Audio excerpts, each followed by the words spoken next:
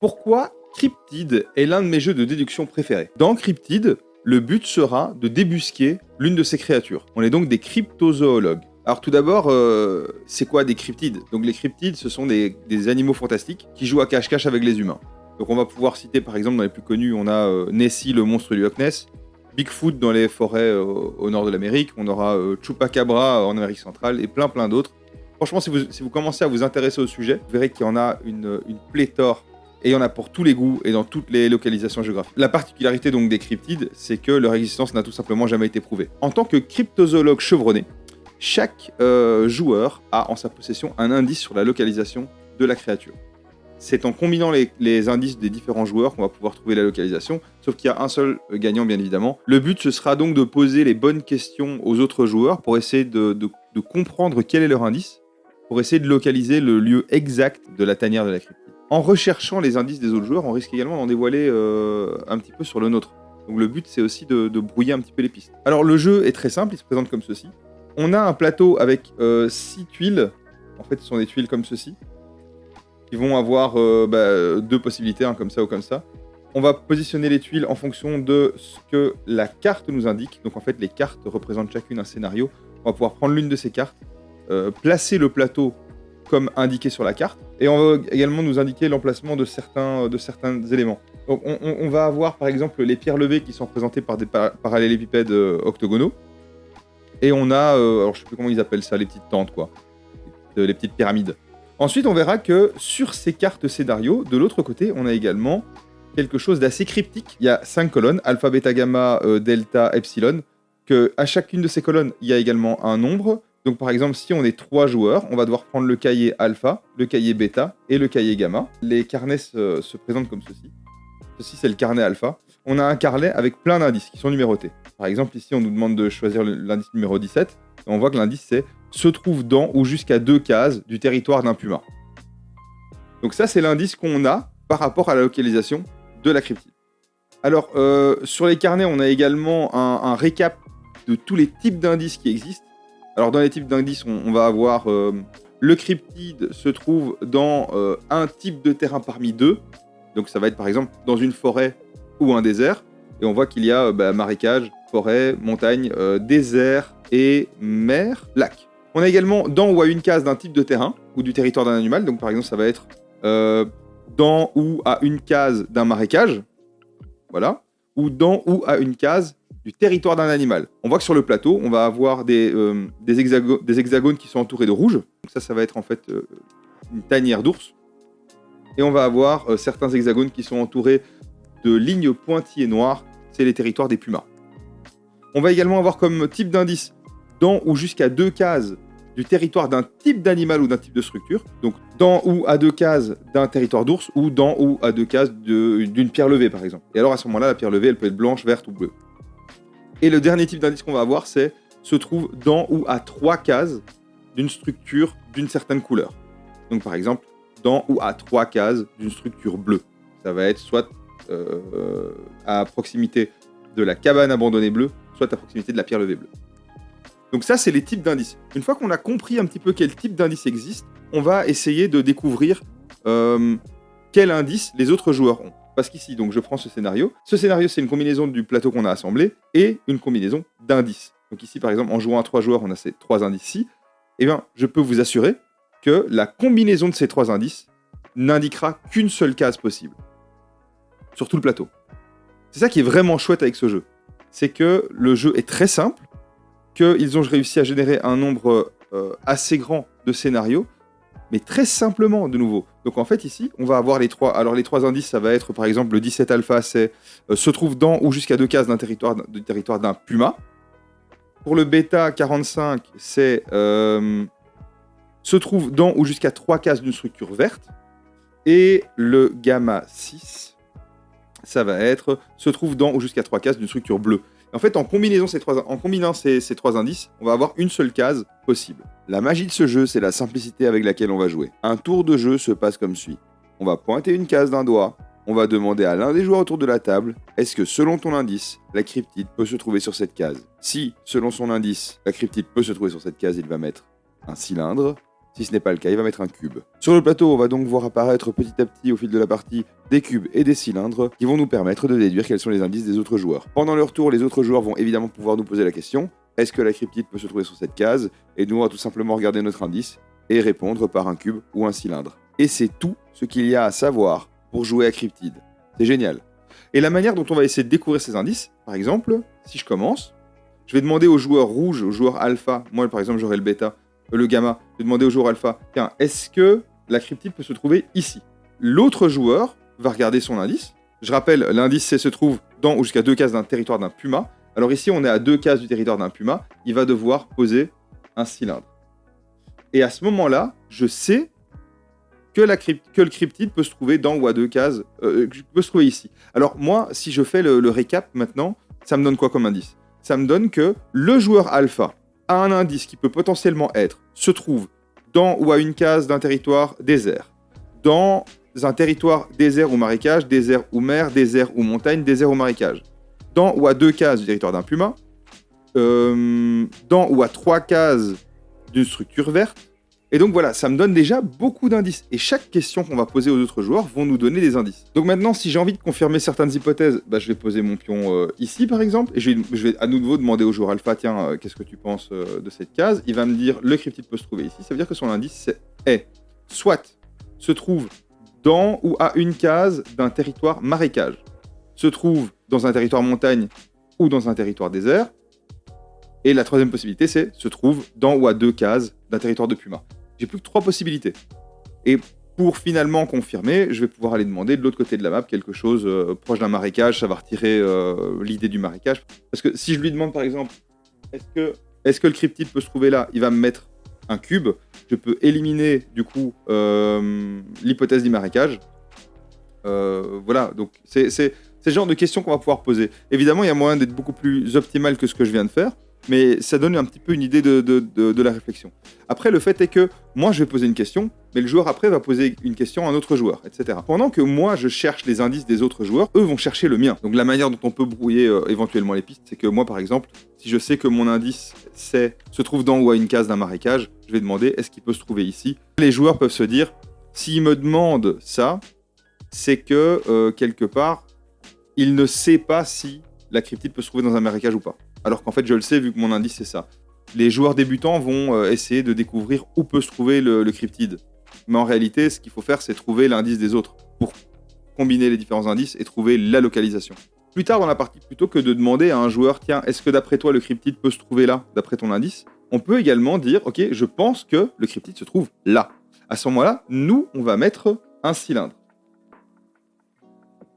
Ça veut dire qu'on indique à tout le monde que, selon notre indice, le cryptide peut se trouver là. À ce moment-là, on donne un indice. Donc, faire ce genre de move doit se faire assez tard dans la partie.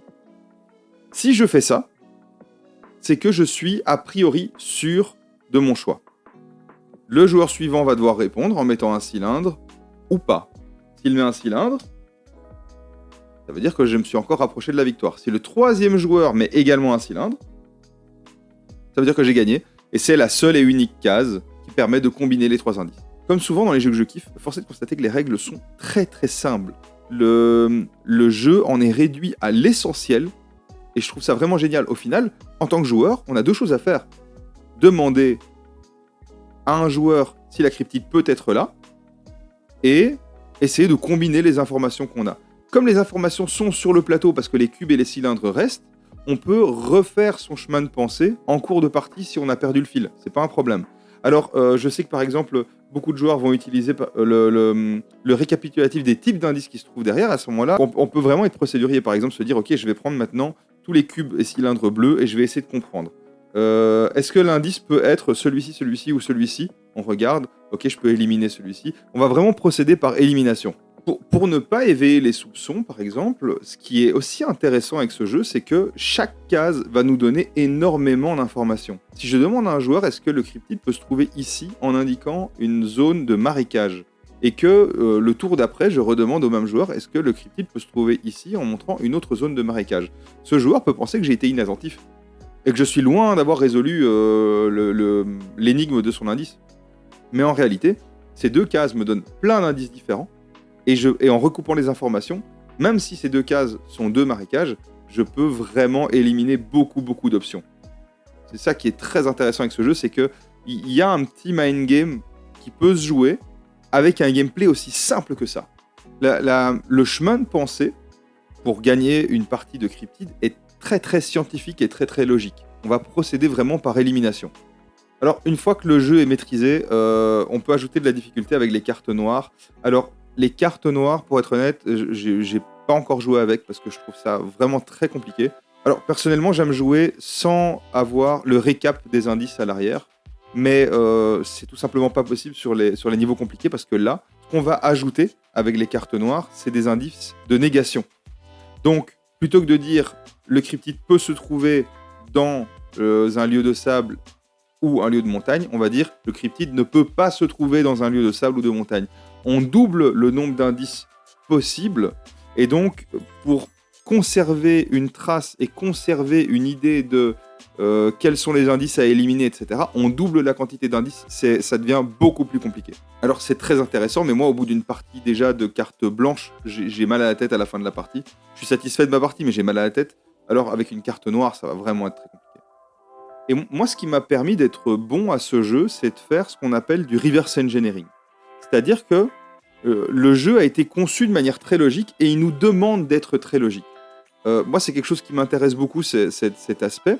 Alors, si on réfléchit à la manière dont le jeu a été conçu, j'étais pas au niveau de la conception, mais je pense réellement que c'est comme ça que c'est passé, vu le nombre de scénarios qui ont été générés.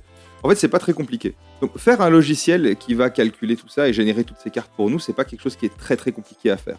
Ce qui est compliqué à faire, c'est de faire l'équilibrage, l'ajustement et de tester les différents sets d'indices et sets de territoires possibles. Donc, par exemple, ici, si je veux tester ceci, je vais faire quoi ? Je vais faire pour chaque morceau de plateau. Je vais tester chaque combinaison possible de morceaux de plateau. Sur chaque combinaison possible, je vais tester chaque case. Pour chaque case, je vais tester chaque indice. En fait, là, dans mon code, ce que je vais faire, c'est que je vais faire un tableau avec chaque case, chaque indice qui fonctionne. Ensuite, une fois que j'ai cette combinaison de cases et d'indices, je vais juste, avec mon logiciel, vérifier quelles sont les cases qui ont une combinaison unique d'indices. Et à ce moment-là, j'ai une de mes lignes de scénario. Ici, cette carte, par exemple, elle aurait été générée grâce au logiciel, tout simplement parce qu'on aurait testé le plateau 2 dans cette position. Avec cette combinaison de plateaux, qu'est-ce que j'obtiens ? J'obtiens une liste de cases qui ont des indices qui fonctionnent, et j'ai cette combinaison d'indices qui me donne une seule et unique case. Ça veut dire qu'en fait, ici, ma carte, elle a été générée comme ceci. J'ai un plateau qui a été généré et une seule case qui correspond à la combinaison de ces 3 indices. Et à ce moment-là, voilà, j'ai ma carte. Ça, en fait, le logiciel, il va pouvoir les générer automatiquement parce que, en fait, il va tester chaque hypothèse, mais super rapidement. Donc, ça va aller très vite. Ce qui est intéressant, c'est qu'une fois que le logiciel, on l'a créé, on peut tester les plateaux. Ici, par exemple, je peux relancer le logiciel en disant, sur ce plateau, à la place du marécage, je mets le marécage là, je mets la caverne à ours ici. Ok, je relance le logiciel. Ça va aller très vite. Donc en fait, ça va être le fait de tester les différentes combinaisons, les différents types de cases. Peut-être que avant il n'y avait pas le marécage et qu'il n'y avait que 4 cases, mais alors ils ne savaient pas tirer suffisamment de cartes. Donc ils ont rajouté les marécages. Peut-être que il y avait plus de types de structures, mais ça faisait en fait trop de c'était peut-être trop complexe avec trop d'indices possibles. Et donc en fait, ça va être faire le logiciel, tester avec un certain nombre de types de cases, ensuite tester le jeu. Ok, là il y a le nombre de cases parfait. Ici c'est probablement ce qu'ils ont eu. Hein. Ok, là on a la combinaison parfaite, c'est-à-dire qu'on a quoi ? 6 biomes différents, 2 types de cavernes, 2 types de structures, 4 couleurs différentes. Ok. En lançant le logiciel, on obtient un certain nombre de cartes qui est satisfaisant, et en testant le jeu, on se rend compte qu'il n'y a pas trop de paramètres et que c'est juste ce qu'il faut. Ça, c'est vraiment la partie création de jeu qui est beaucoup plus complexe. Mais la création du logiciel qui va permettre de sortir les cartes, elle est assez simple. Et en fait, je trouve ça assez intéressant parce que c'est là que, moi, personnellement, je me suis rendu compte que je pouvais utiliser mes compétences de programmation pour créer des jeux. Et à ce moment-là, en plus, comme c'est un logiciel qui le fait, ils sont sûrs et certains qu'en théorie, il n'y a pas d'erreur. Que chaque ligne fait correspondre une seule et unique case. C'est super malin comme outil de game design, en fait. Utiliser un logiciel pour ensuite pouvoir tester plein de combinaisons possibles, etc. C'est super chouette, parce que ça permet de générer plein de prototypes, de types de jeux, etc. Et ensuite, c'est les séances de playtest qui vont déterminer quelles sont les choses qui marchent le mieux. Donc j'adore ce jeu. Il me fait péter mon crâne quand j'y joue. Je trouve qu'il y a un build-up de la tension qui est assez intéressant parce que plus on va poser des questions, plus les indices seront là, sur la table, et plus ce sera une course pour savoir qui sera le premier à trouver la case. Et c'est très intéressant quand on commence à jouer avec des gens qui ont plus ou moins le même niveau. Si quelqu'un est très fort en déduction, il va trouver avant les autres. Mais si tout le monde a plus ou moins le même niveau, c'est super intéressant parce que le build-up se fait, et au moment où il y a suffisamment d'indices pour trouver la case, en théorie, tous les joueurs doivent le voir. Ce sera peut-être pas le cas, mais tous les joueurs devraient le voir. Et donc tous les joueurs savent, ok, c'est son tour, il a trouvé. Ce jeu, c'est un peu un ovni ludique. Il a vraiment mis cet aspect de déduction au centre du gameplay. Et il a viré tout ce qui était superflu. Et donc on se retrouve avec quelque chose de très simple. Très très simple. Une question par joueur, toujours la même. C'est vraiment très malin en fait. Apparemment, ils ont sorti un autre jeu dans le même univers. Honnêtement, j'ai pas regardé. J'en ai pas besoin parce que pour moi, il a été réduit à sa simplicité la plus pure ici, Cryptid. Je pense qu'ils ont rajouté des choses. Je pense que c'est une erreur que pas mal d'éditeurs ou d'auteurs de jeux font. Hein. Je vais prendre Subterra par exemple. Bah, le 2, honnêtement, je le trouve pas nécessaire. Time Bomb Evolution, pour moi, c'est raté. Voilà, chacun son avis. Cryptid, je me suis dit, ok, je vais pas tomber dans le panneau, entre guillemets. Je vais me contenter de ce que j'ai. Cryptid de Al Duncan et de Ruth Vivers est donc mon jeu de déduction hardcore préféré pour toutes ces raisons. C'est édité par Ori Games dans sa VF, donc n'hésitez pas, allez-y. N'hésitez pas non plus à me dire dans les commentaires si vous l'avez testé ce que vous en pensez. N'hésitez pas non plus à me donner des jeux à analyser, l'espace commentaire est là pour ça. Sur ce, merci et des bisous.